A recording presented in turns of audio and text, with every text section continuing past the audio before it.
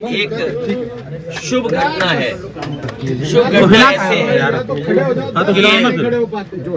जिनसे हमारा बचपन का और उस समय से सिलवाने का हमारा नेताजी का और समाजवादियों का, चाहे कुर्ता पजामा हो, शेरवानी हो, शादी के और कपड़े रहे हों, यहाँ पर सिले हैं।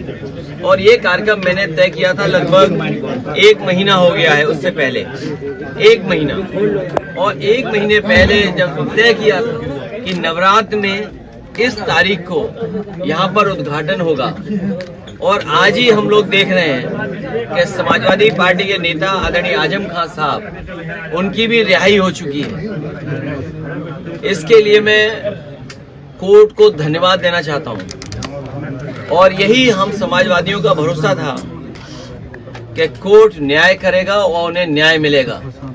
हमें उम्मीद है कि आने वाले समय में एक भी झूठा मुकदमा या इस तरह का सरकार जो लगातार भारतीय जनता पार्टी की और वहां का विधायक, खासकर जो रामपुर का विधायक, वो भारतीय जनता पार्टी के लोग मिलकर के और एक ऐसा अधिकारी जिसको एक्सटेंशन पे एक्सटेंशन पे एक्सटेंशन पे एक्सटेंशन पे एक्सटेंशन, कम बोला है मैंने, लगातार मिला है, वो अन्याय नहीं करेंगे। हमारे समाजवादियों के लिए खुशी का समय है कि जहां पर वो आज रिहा हो करके आज जेल से रिहा हुए हैं। वो सर, ये कुछ चंडू साहब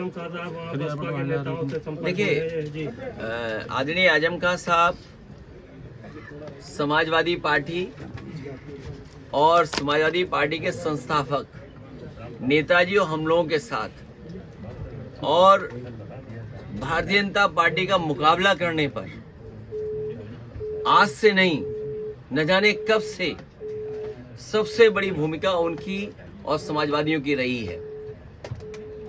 और आज तो इतना खुशी का ये भी समय है कि जब आज मैं इन लोगों से मिलना हूं, जहां एक पुरानी जगह पहुंचे, वहीं पर उन्हें भी आज ही न्याय मिला है।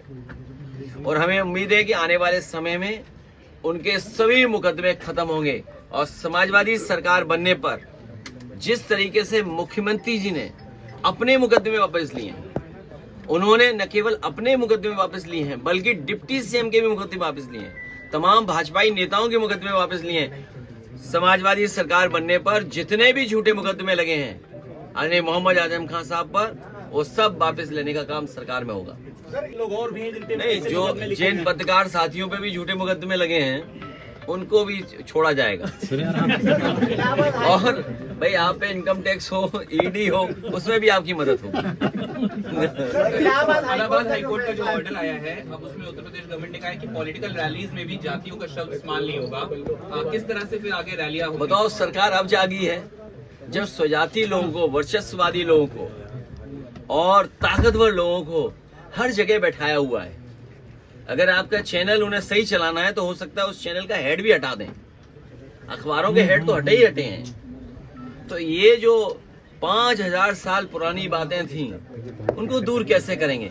बाबा साहब भीमराव अम्बेडकर जी को जाति की वजह से भेदभाव का सामना करना पड़ा। एनिमिलेशन ऑफ कास्ट उनकी जो किताब है, निबंध है, ऐसे वो पढ़ने लायक है कि किस तरह जाति के आधार पर भेदभाव हुआ है, लोग अपमानित हुए। डॉक्टर राम मनोहर लोहिया जिंदगी भर इस बात को कहते रहे कि जाति तोड़ो, समाज की व्यवस्था बने, और जाति तोड़ने का काम हो। नेताजी लगातार इस बात को करते रहे, संघर्ष करते रहे, हम सब लोग जोड़ते रहे। कभी बहुजन समाज के नाम पर हम सब लोग जुड़े एक साथ, और आज भारतीय जनता पार्टी पीडीए से घबरा करके, हालांकि वो हाई कोर्ट का फैसला है, लेकिन मैं ये मानता हूं हमारा पहला इमोशनल, भावनात्मक रिश्ता अगर कोई है तो वो जाति है। वो कोई डिनाई नहीं कर सकता है। मुझे उम्मीद है कि भविष्य में कोर्ट इस बात को भी कहेगा कि जातियां कैसे खत्म हो, जातियों की भेदभाव कैसे खत्म हो। कोई हमें जाति के आधार पर हमारा घर मकान न धुलवाए, कोई जाति के आधार पर प्रतिमा न धुलवाए, कोई जाति के आधार पर अगर मैं मंदिर चला जाऊं तो मंदिर गंगा जल से न धोए। हमें उम्मीद है कि ऐसे लोगों के खिलाफ भी कार्रवाई होगी जिन्होंने गंगा जल से किसी का घर धोया हो, मुख्यमंत्री आवास धोया हो, जाने के बाद मंदिर धोया हो।